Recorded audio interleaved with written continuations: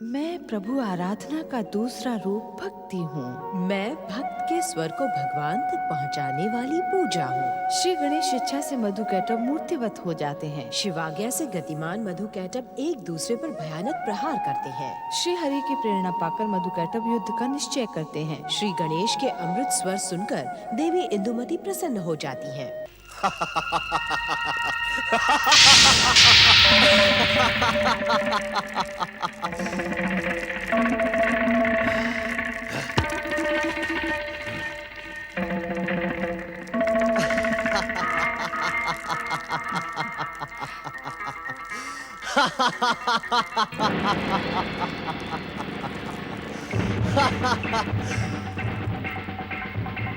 अब तुम्हारे पति ऋषि रुक्मांगद की तपस्या अवश्य खंडित हो जाएगी मुकुंदा, अवश्य खंडित हो जाएगी।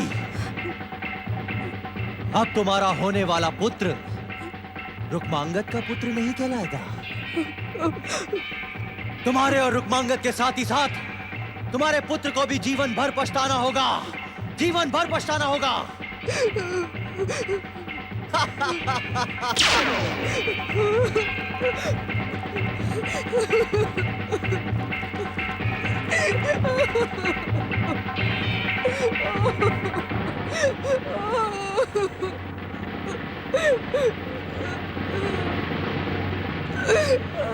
उस दुर्भाग्यपूर्ण घटना के बाद मेरा हृदय नरक की ज्वाला के समान धधकता रहा।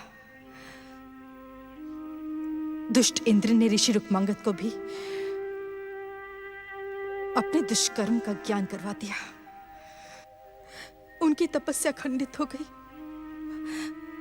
वो भागते हुए मेरे पास आए और माते, माते, फिर क्या हुआ? क्या पिताश्री ने उस दुष्ट इंद्र को उसकी दुष्टता के लिए दंडित किया? बोलिए माते, माते बोलिए। सत्य जानने के पश्चात पिताश्री ने क्या किया? नहीं पुत्र, नहीं। मैं वो सब तुमको नहीं बता सकती। केवल इतना समझ लो कि पाप के उस बोझ के साथ मैं ऋषिवर के साथ कैसे रह सकती थी। उस पावन आश्रम का वातावरण मेरे पाप के कारण दूषित ना हो जाए, इसीलिए मैं ऋषिवर को प्रणाम करके आश्रम से बाहर निकल आई। मैं समझ गया माते, मैं समझ गया। कदाचित उस सामर्थ्यवान इंद्र को दोषी कहने का साहस नहीं जुटा पाए पिताश्री। समर्थ को नहीं दोष को साईं। कदाचित पिताश्री ने आपको पापी मानकर त्याग दिया। आश्रम से निकलने के पश्चात आप कहां गई? आपने क्या किया माते? माते मुझे सब सत्य सत्य बताइए। मैं वन वन भटकने लगी पुत्र। एक बार सोचा इस पापी जीवन का अंत करके अपने गर्भ में पल रहे बालक का कलंकित अस्तित्व मिटा दूं। एक पर्वत की चोटी पे पहुंचकर मैंने आत्महत्या करने का निर्णय किया।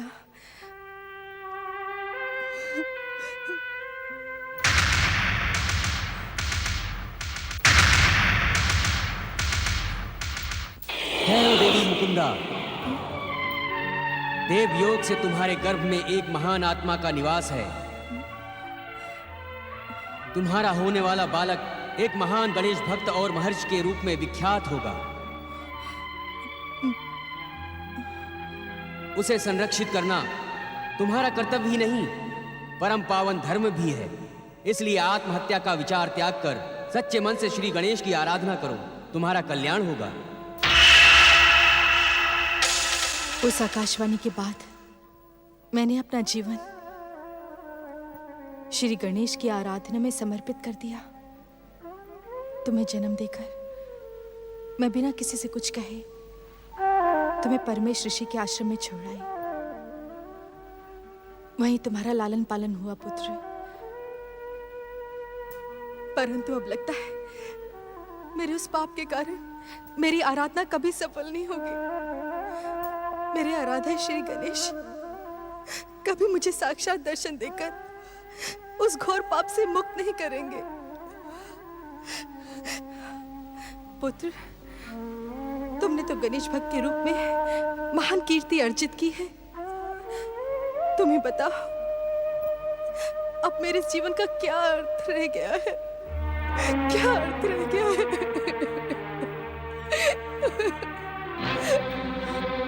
पुत्र, पुत्र, पुत्र गृह समर्थ, पुत्र, पुत्र, पुत्र।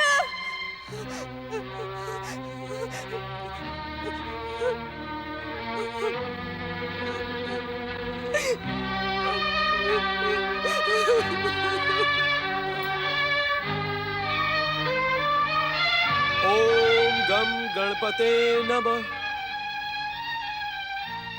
उत्तेजना में आकर कोई निर्णय लेना आप जैसे ज्ञानी ध्यानी गणेश भक्त के लिए उचित नहीं होगा ऋषिवर। देवर्षि, उत्तेजना का त्याग करके अपने आप को पूर्ण रूप से श्री गणेश के चरणों में समर्पित कर दें। देवर्षि, देवर्षि आप अदृश्य क्यों हैं?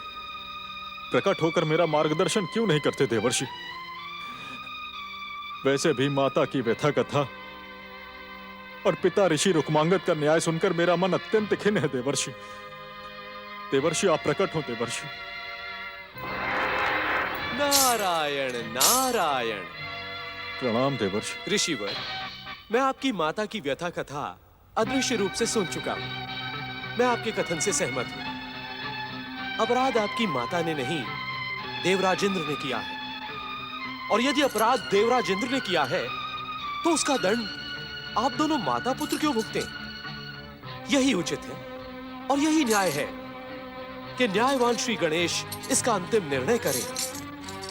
अपराधी को दंड अवश्य मिलेगा ऋषिवर। नहीं देवर्षि, नहीं। जब सारे ऋषि समाज में यह बात फैल गई है कि मैं एक अवैध संतान हूं, तो इस पाप के कलंक को धोने के लिए मुझे कोई ना कोई कठोर उपाय तो अवश्य ही करना पड़ेगा देवर्षि। Gangnam Gangnam Gangnam. किस कठोर उपाय की बात कर रहे हैं आप ऋषिवर? जीवन को समाप्त करने से और अधिक कठोर क्या होगा देवर्षि? मैंने अपने जीवन को अपने ही हाथों से समाप्त करने का निश्चय किया है। ऋषिवर, तो अभी तक आपकी उत्तेजना शांत नहीं हुई। ऋषिवर, आप अपने इस महान और बहुमूल्य जीवन का अंत कर देने की बात सोच भी कैसे सकते हैं? क्या ये हमारे आराध्य श्री गणेश के प्रति अवमानना नहीं होगी? ऋषिवर, इस समय इस जीवन का अंत कर देने की नहीं, घटनाओं को परिवर्तित करने की बात सोचिए। इतनी आराधना करें, इतनी तपस्या करें और इतनी श्रेष्ठ शक्ति प्राप्त करें आप कि अपराधी इंद्र स्वयं भयभीत होकर आपकी शरण में आए और क्षमा याचना करें। देवर्षि, श्री गणेश ने मुझे जन कल्याणी सिद्धि प्रदान की, किंतु मैं आज तक उनके प्रत्यक्ष दर्शन पाने की प्रतीक्षा ही कर रहा हूं। देवर्षि, कहीं ऐसा तो नहीं श्री गणेश मुझ अवैध पुत्र को अपने दर्शन देना ही ना चाहते हो? नारायण नारायण। ऋषिवर, कृपालु श्री गणेश के प्रति ऐसे वचन अनुचित है। फिर वो मुझे अपने दर्शन क्यों नहीं देते देवर्षि? मुझे तो ऐसा प्रतीत होता है ऋषिवर कि विघ्नहर्ता श्री गणेश आपके द्वारा कोई महान कार्य संपन्न करवाना चाहते हैं। महान कार्य? देवर्षि, मैं कुछ समझा नहीं। नारायण नारायण। ऋषिवर, सोचने समझने में अपना समय व्यर्थ न करें। ऋषियों के वचन सत्य के प्रमाण होते हैं। मेरे वचन पर आस्था रखते हुए आप शीघ्र सह्याद्री क्षेत्र में जाकर श्री गणेश की आराधना के साथ साथ तपस्या भी करें, जहां अब तक 6 महान गणेश तीर्थों की स्थापना हो चुकी है। आपका कल्याण हो। ओम गंग गणपते नमः।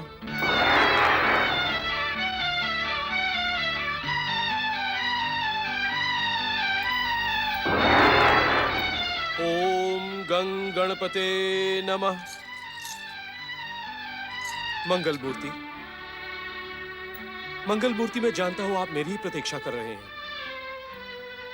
मुझे आने में थोड़ी देरी हो गई, इसलिए क्षमा मांगता हूं। परंतु मंगलमूर्ति, आपने ध्यान में देखा होगा कि मैं आपके परम भक्त गृहसमद ऋषि की सहायता के लिए उनके आसपास ही उपस्थित था। देवर्षि, आपने जो कुछ भी किया वह पर अपनी जिज्ञासा से व्यथित होकर कैलाश आए हैं। नारायण नारायण, आप सत्य कह रहे हैं श्री गणेश। देवी मुकुंदा की व्यथा कथा सुनने के पश्चात मैं व्यथित हो गया। मैं केवल इतना जानना चाहता हूँ, क्या गृहसमद के जीवन को कलंकित करने वाले कुटिल इंद्र को दंडित करने की आपके न्याय में कोई व्यवस्था नहीं? क्या आप गृहसमद के मन में धधकती प्रतिशोध की ज्वाला को शांत नहीं करेंगे? इस समय इन बातों की चिंता न कीजिए, आपका कल्याण हो। ओम गं गणपते नमः। ॐ गणानां त्वा गणपतिं घुङ्घवामहे प्रियाणां त्वा प्रियपतिं घुङ्घवामहे निधीनां त्वा निधिपतिं घुङ्घवामहे वसो मम आहम जानि गर्भधमा त्वं जासि गर्भधम्।